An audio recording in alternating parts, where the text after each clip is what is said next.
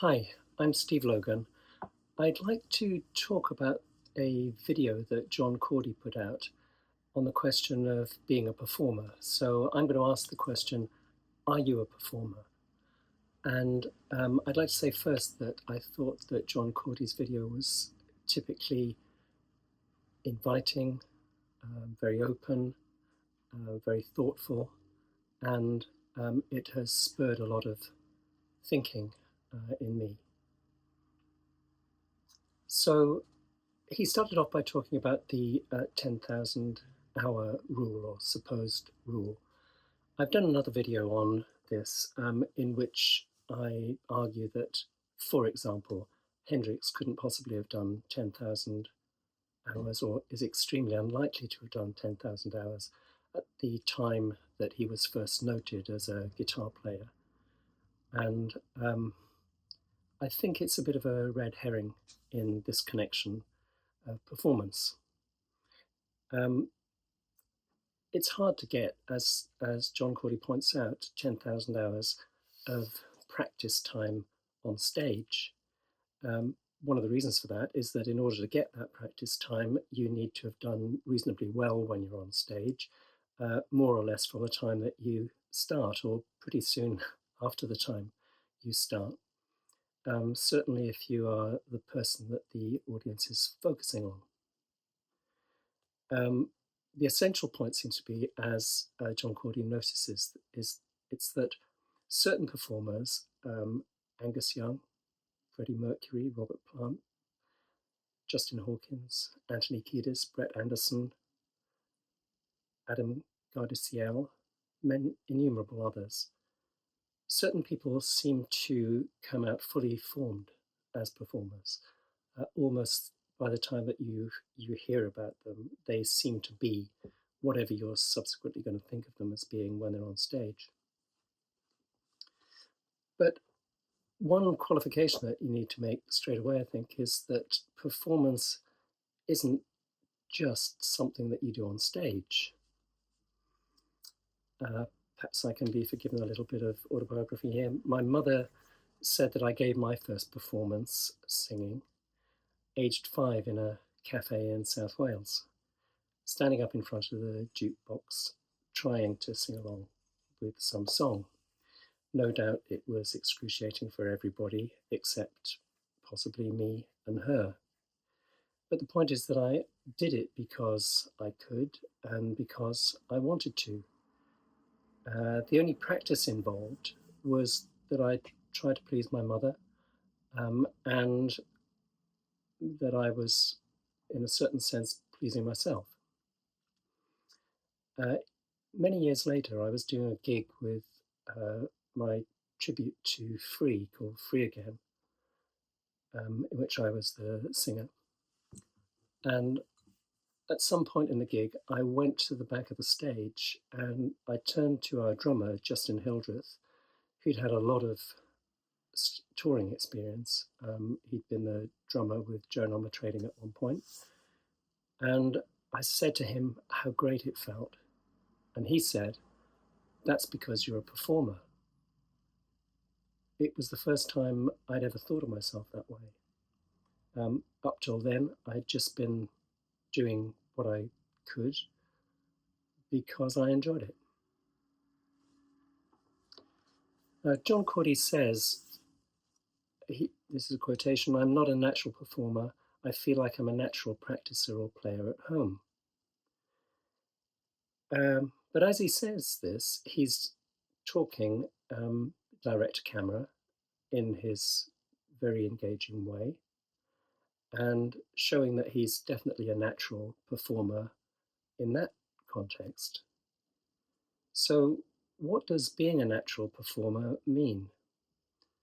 It means doing whatever you're trying to do reasonably well without undue strain.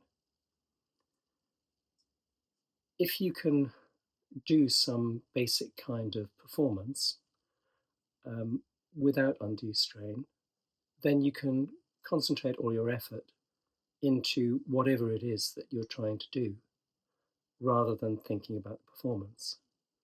That actually might be a subject in itself, because when you think about what you're doing, it takes your mind off actually doing it to some extent. Now, John Cordy very generously, I think, and with a lot of humility, shows a film of him playing at what seems to be a function gig.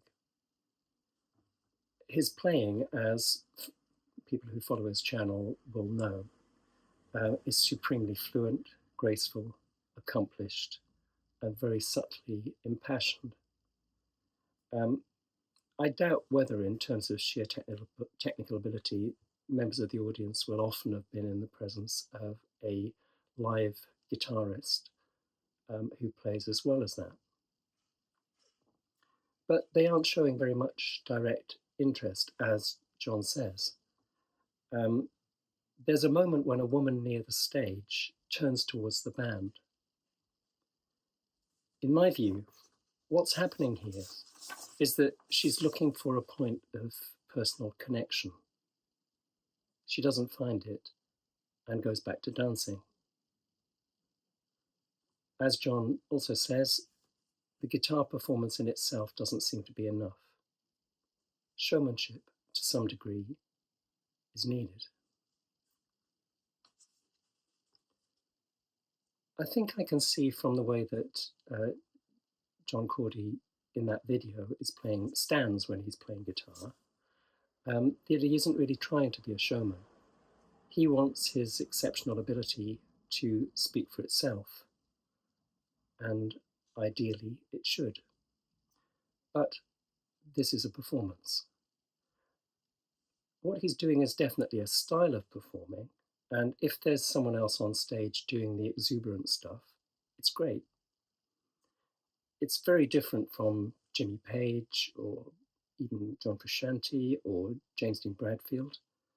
In many people, when they're singing or playing an instrument on stage, you can see exuberance trying to find an outlet. I'm thinking here of Richie Edwards, who, by his own admission, couldn't play guitar all that well, but he was a magnetic presence on stage because it seemed that he was full of contained energy which was trying to spill. In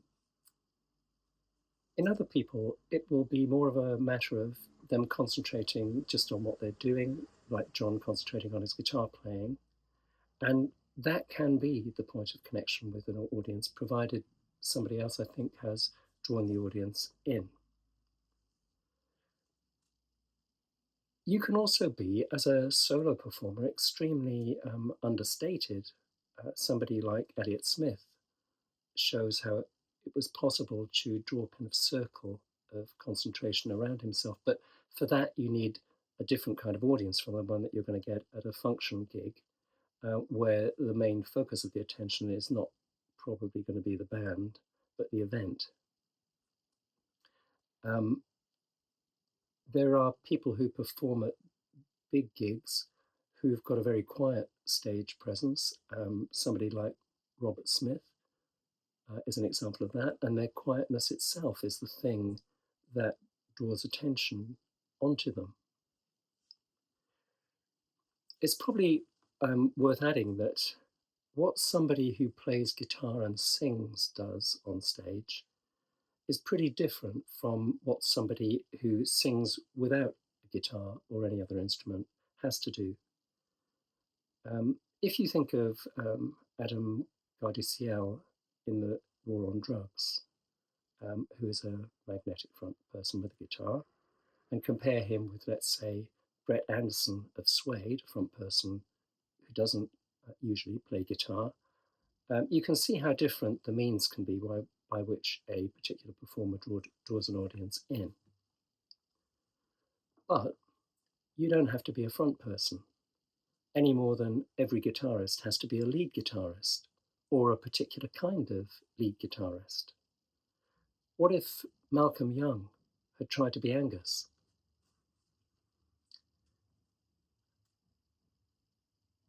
John Cordy says at another point in his video that singing is way more nerve-wracking than playing guitar. Again, that's an indication of the direction in which his talents or interests lie. For other people, it would be the other way around. You can imagine asking Robert Plant or Anthony Kiedis whether they would rather play guitar or sing in front of a big crowd.